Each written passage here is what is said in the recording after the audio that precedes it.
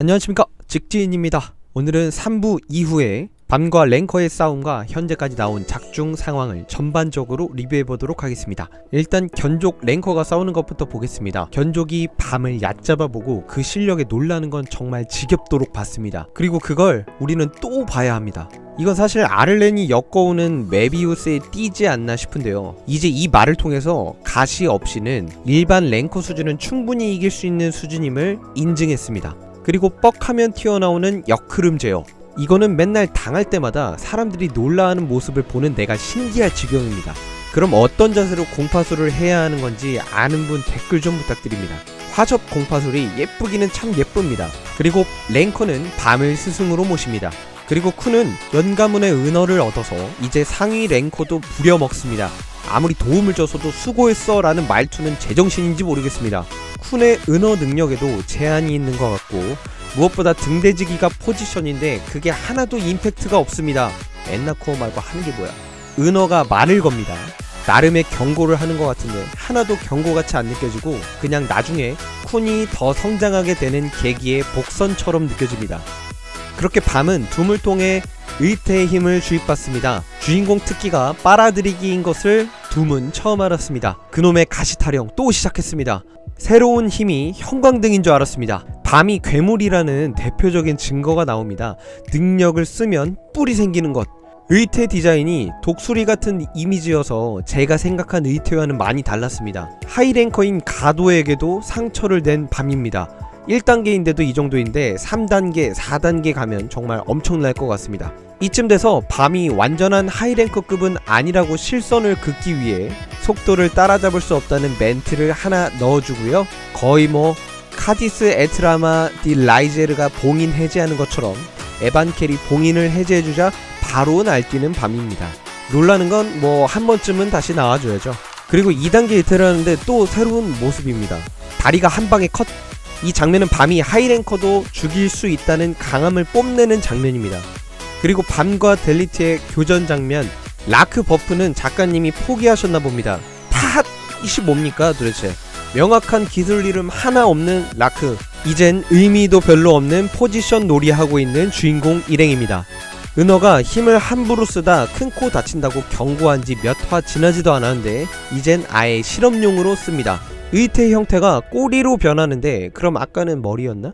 밤의 을의 절차인 적 한번 놀래키기 스킬이 나옵니다. 가도보단 느리다며 밤의 비교질이 시작되고, 비중 없는 팀원들을 한 컷이라도 더 넣어주려 신뢰하는 척 한 다음에 뭐만 하면 다 강화시키는 강화병 걸린 쿤의 모습도 나오고요.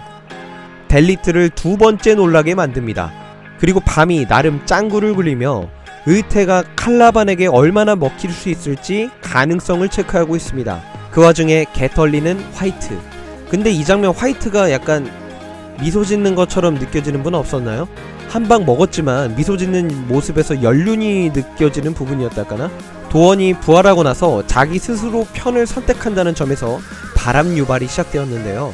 델리트 쪽 상황을 보면 조금 더 딱딱해 보이는 니드를 가지고 있는데 라크가 기술 이름도 없는 창수를 선보이고 밤이 그냥 뚜까 부셔버립니다. 체리 리버인지 딸기 리버인지 별로 관심은 없지만 쉽게 깨지는 게 놀라운 일인 것 같습니다. 명대사를 날리기는 하는데 아니야 밤, 그냥 네가 강한 거야. 도원에게 공격당하자 당황하는 화이트. 저 새침한 표정만 봐도 화병이 생길 것 같습니다. 칼라반조차 놀라는 도원의 행동들입니다. 중요한 건 도원이 다 아는데도 그렇게 행동한다는 것입니다. 그리고 그 남자의 말을 언급하는데 이 사람은 자하드의 분신이거나 홍등가의 왕자 출신이거나 둘 중 하나일 것 같습니다.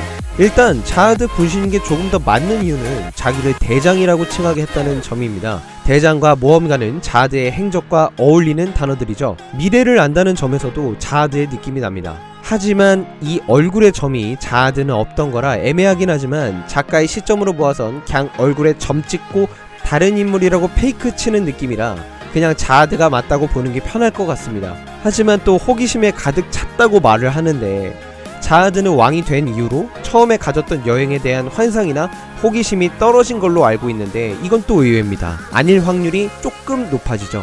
그리고 도원 혼자 깨달은 진실은 많은 사람들이 죽는다는 것입니다. 밤을 발견하자 그 소년이 이 소년이냐를 알아채는 도원입니다. 왕의 목을 찌르는 가시라고 밤을 알아채고요. 바로 초면에 공격할 준비를 합니다. 그것도 살릴 수 있을지도 모른다는 추측만으로 선별 인원을 죽이려 합니다. 성격이 드러나죠. 숨겨진 화원의 리더인 낚시꾼 차도 봉인이 풀리게 됩니다. 봉인이 풀린 차는 자하드 군에게 바로 공격을 날리는데요. 워낙 저지른 행적이 그랬다 보니 뭐 그럴 수 있겠다 싶긴 합니다.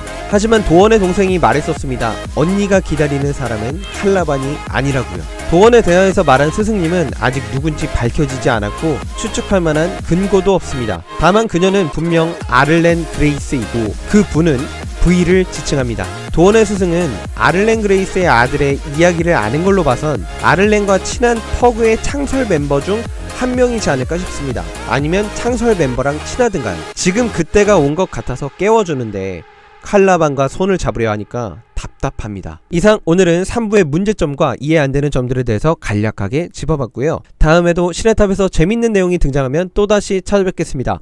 감사합니다.